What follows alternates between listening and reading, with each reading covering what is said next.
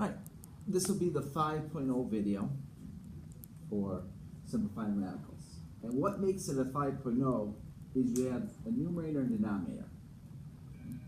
And in order to be considered simplified, you cannot have a radical in the denominator. We're going to talk about that with these three examples. But before we do, I'm going to look at something. Square root of a times square root of a. If you put these under one radical, you'd have two a's, circle them, it would just simply be a. Square root of 3 times square root of 3, that's just square root of 3 times 3 is 9, which is simply 3. So you should recognize the pattern. If I say, what's the square root of 7 times square root of 7, you'd be, oh, it's just 7. So knowing that when you take the square root of something, and you multiply it by itself, whatever this is, that's the answer you're going to get. So in order to be considered, once again, a simplified, and if you look on the note page, I gave you this one, square root of a over b is equal to square root of a times square root of b. We're going to use this property, and what we're going to do is make sure that there is no radical covering the denominator. Like right here, there's a denominator with a radical sign over it. Here, there's a denominator that still has this radical. Here, there's a denominator and has a radical. Okay, on the SAT, if they give you a multiple choice question, you'll never have it in this form. They always say, get rid of the radical in the denominator. I don't necessarily think it's meaningful. I don't think it's important to know, but it's going to be on the SAT, so I want to prepare you. So anytime you want to say, all right, well, what do you mean get rid of the radical in the denominator? So I don't mind having a radical on top, but I can't have one on bottom. And here's basically what you do.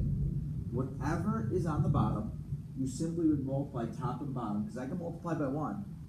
I would just simply multiply top and bottom of this by square root 3 over square root 3. Because what I'll end up with is 6 square root 3, and then square root 3 times square root 3 is 3. I no longer have a radical in the denominator.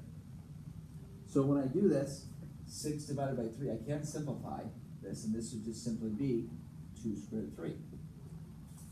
Before I do these other examples in your packet, let me just throw one more up there. Let's say I have 5 over square root 2. Well, I can't have a radical in the denominator, so I simply multiply top and bottom by square root 2. Whatever this is, I multiply by itself. Because square root 2 times square root 2 is 2. Okay, and once again, for some reason, they can say, hey, this is simplified. Well, I think this looks a little bit more simple, but they consider this to be simplified because there's no radical in the denominators.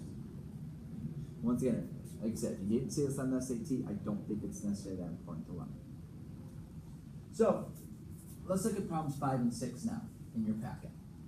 So first thing you got to do is, if you ever have radical 25 over 3, you can use this property and say, all right, that's the same as square root 25 over square root 3.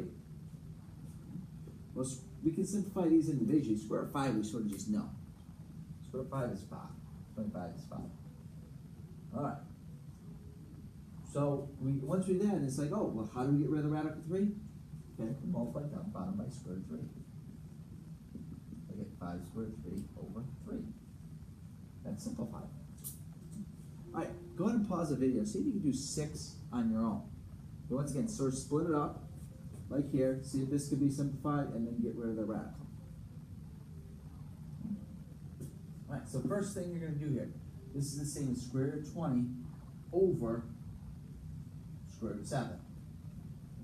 Square root of 20 is 2 times 5, or sorry, 4 times 5.